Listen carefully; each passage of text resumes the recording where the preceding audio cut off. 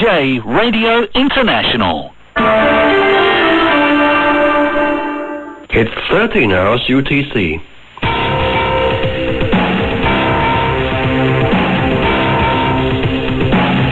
I'm Andy Stennett, and coming up on this week's Focus Asia Pacific, North Korean refugees return to Pyongyang after capture in Laos, anti-China protests continue in Vietnam, and Singapore introduces a new policy that website and blog owners must obtain a license to operate.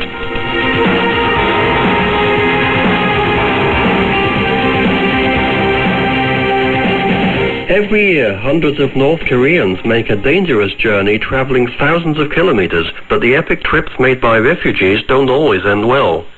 9 North Koreans, some as young as 15, have just been returned to Pyongyang after being arrested in Laos. After escape, arrest and repatriation, the group now faces a dark future. Timothy Pope reports. The group of young refugees probably thought they'd made it to safety.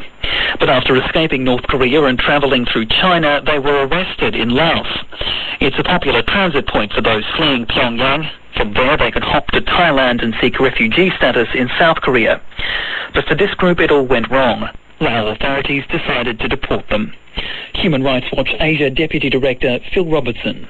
We don't know why this case was different. We don't know why this group was apprehended when other groups have been allowed through. It may be that the right people were not paid off. It may be that there was a different group leading these people. It's really quite unclear. The only people that really know this would be the Lao authorities. He says refugees from North Korea don't have a realistic alternative to Laos if they want to get away. Now that Laos has proven that it will cooperate with North Korea to violate the rights of people that should be receiving asylum rather than being sent back, I think that the people who are assisting these North Koreans flee their country are going to have to be more careful when it comes to Laos. The harrowing journey for these refugees starts long before the North Korean border. Since coming to power, North Korean leader Kim Jong-un has bolstered border patrols to keep the population inside. North Korea's border with its southern neighbour is heavily militarised, so anyone wanting out is forced to cross north into China. Would-be refugees are forced to bribe soldiers and officials to look the other way while they make their escape. But South Korean activists say that's getting more difficult under the new regime. Kim On-young from the Seoul-based Citizens Alliance for North Korean Human Rights says escaping is getting more and more risky. The whole process is very dangerous, and plus, people cannot really tell anybody about their plan to escape, of course, and they secretly need to find out who can really help them. So the process is very dangerous, because once they caught or once they deport from some third country, they'll be severely punished. But Ms. Kim says when they get to China, they face a journey of thousands of kilometres through a country where authorities regard them as illegal immigrants and would send them back to Pyongyang if they're caught. She says if they can't find help, usually from migrants or people smugglers, they don't have much hope.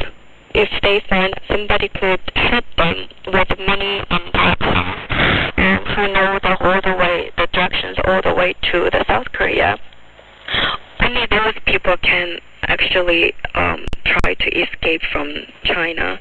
So after braving all that, it would come as an especially big blow for 7 young men and 2 women to be arrested in a country that has historically helped them on their way. Ms. Kim said the South Korean Foreign Ministry didn't do enough during their 3 weeks under arrest in Laos to try and stop their deportation to China, from where they were sent back to Pyongyang. But Phil Robertson disagrees. The criticism of the South Korean government, in my view, is misplaced. Really, the villains here are the Lao government, the China government, and the North Korean government. He says now the group is back in Pyongyang, they'll face interrogation, torture, and a long sentence in forced labour camps where inmates are starved. And the men that are sent back, I expect, will be sent to such a camp. The fact that they're in surveillance, they still want to go to North Korea, that they're trying to make their way to South Korea. So the North Korean authorities will probably treat them extremely badly. The number of North Korean defectors has plummeted in recent years. In 2011, more than 2,500 made it all the way to Seoul. Last year, that dropped to only 1,500. As of March this year, only 300 people had arrived. Now, with a shadow cast over one of the major stops along the way, the road to South Korea has just become a lot more rocky. Authorities in Vietnam last week wasted no time in breaking up an anti-China gathering, arresting at least 20 demonstrators.